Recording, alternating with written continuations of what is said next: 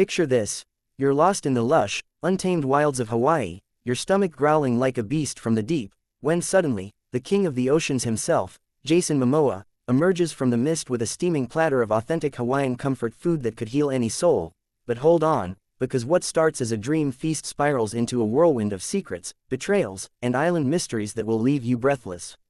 Subscribe now to my storytelling adventures on X for exclusive twists, behind-the-scenes insights, and more epic tales delivered straight to your feed. Don't miss out, hit that subscribe button today.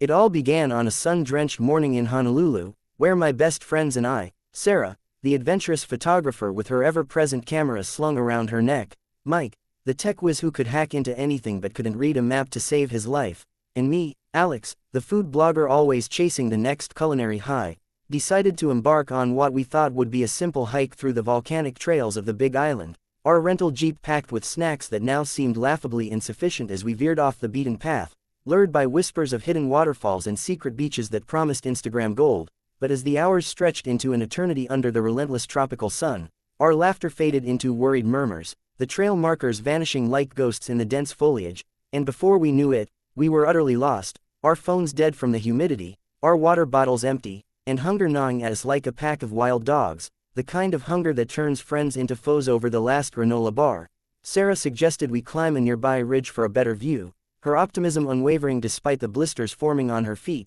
while Mike fiddled with his gadget watch, cursing the lack of signal, and I, ever the optimist in denial, joked about how this would make for an epic blog post titled, "Starving in Paradise," but deep down, panic was bubbling up like lava from Kilauea, especially as the sun dipped lower, painting the sky in fiery oranges that mocked our predicament, and just when despair was about to claim us, a rustling in the underbrush caught our attention, freezing us in place as we imagined wild boars or worse, but out stepped a towering figure, broad-shouldered and tattooed, with long, windswept hair and a grin that could charm the gods themselves. It was Jason Momoa, or at least it looked exactly like him, dressed in casual board shorts and a faded tank top, carrying a woven basket that emitted the most heavenly aromas of grilled meats and tropical fruits, his deep voice booming with laughter as he said, "Aloha, lost souls. Looks like you could use some Hawaiian mana," and we stood there, mouths agape, wondering if dehydration had driven us to hallucinations, but no, he was real, introducing himself as Jason, no last name needed, claiming he was on a solo retreat, reconnecting with his roots, and he'd spotted our jeep from afar, deciding to play the role of island savior. Without another word, he led us to a secluded clearing by a crystal-clear stream, where he unpacked his basket to reveal a feast fit for royalty, kalua pork slow roasted in an underground IMU, tender and smoky, falling apart at the touch, poi, the staple taro paste, creamy and earthy, lomi salmon, diced with tomatoes and onions, bursting with fresh ocean flavors, hapia, the coconut pudding that melted on the tongue like a sweet cloud, and plates of spam musubi, that quirky Hawaiian twist on sushi, salty and satisfying, all washed down with fresh coconut water. He cracked open with a machete that appeared from nowhere, his movements fluid and powerful, like the Aquaman we knew from the screens, but here he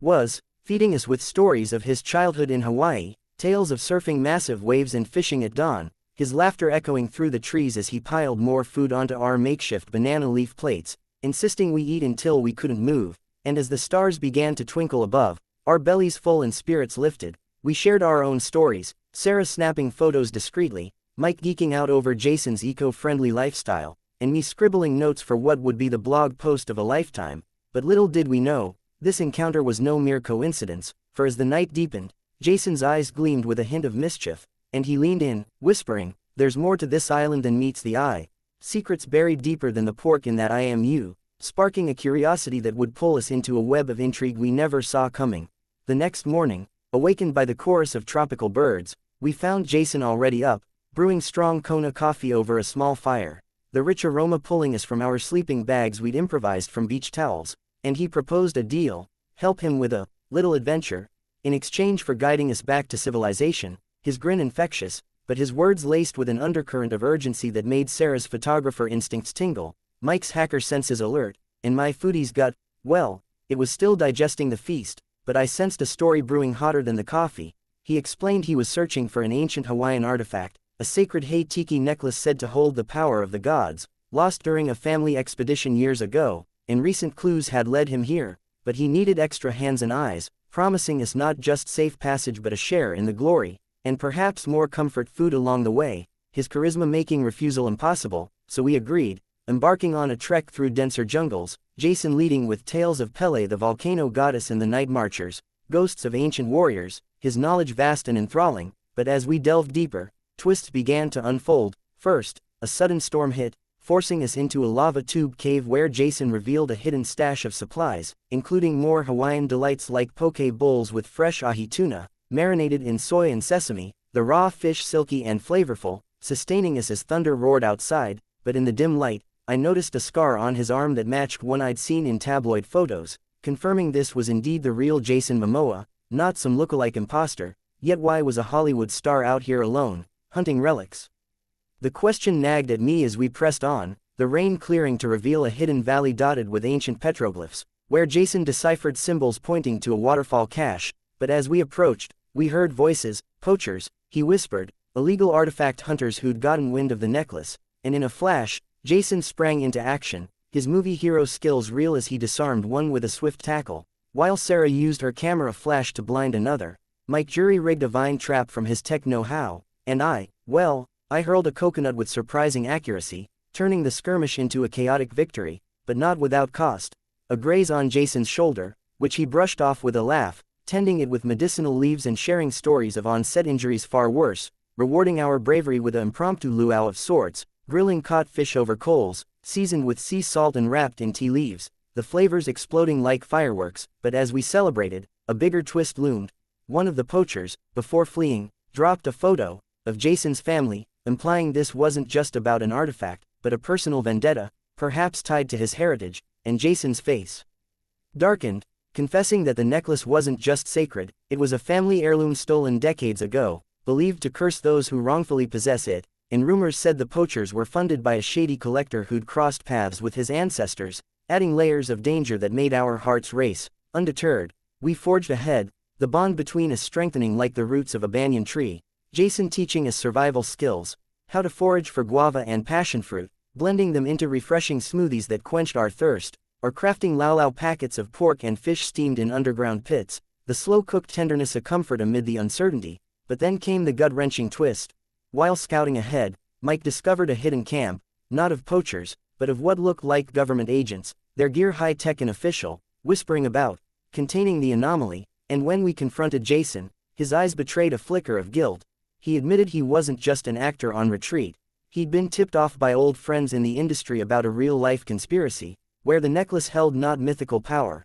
but ancient knowledge encoded in its carvings, perhaps maps to untapped resources or lost technologies that could shift global powers. And the poachers were decoys, the real threat, these agents who saw him as a loose end, turning our adventure into a high-stakes thriller where trust wavered. Sarah questioning if Jason had used us as bait, Mike hacking into a drop device to confirm the intel, revealing emails about suppressing Hawaiian cultural revivals, and me, piecing together how this tied into Jason's public advocacy for indigenous rights, his feasts not just comfort but a way to honor traditions under threat. As tensions peaked, we reached the waterfall, diving into its pool to find the underwater cave where the necklace lay, guarded by bioluminescent jellyfish that lit our path like underwater stars, Jason retrieving it with reverent hands, but emerging to face the agents, who surrounded us with demands to hand it over, claiming national security. And in a pulse-pounding standoff, Jason revealed his ace, a live stream he'd set up via a hidden satellite link, broadcasting the confrontation to his millions of followers,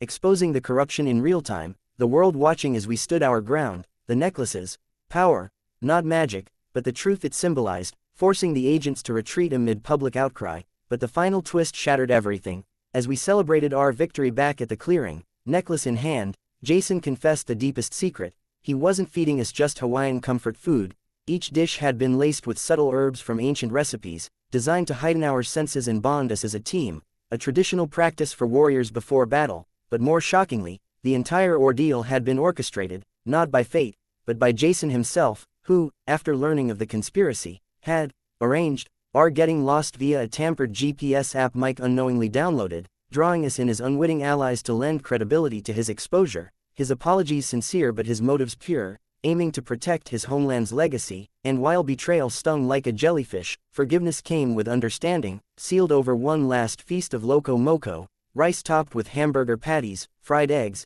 and rich gravy, hearty and soul-soothing, a true Hawaiian comfort that mended wounds. In the end, as choppers arrived to whisk us to safety, Jason vanishing into the jungle with a wink and a promise of more adventures, we returned to the world changed, Sarah's photos going viral, Mike's hacks earning him fame, and my blog exploding with the tale of how Jason Momoa fed us Hawaiian comfort food.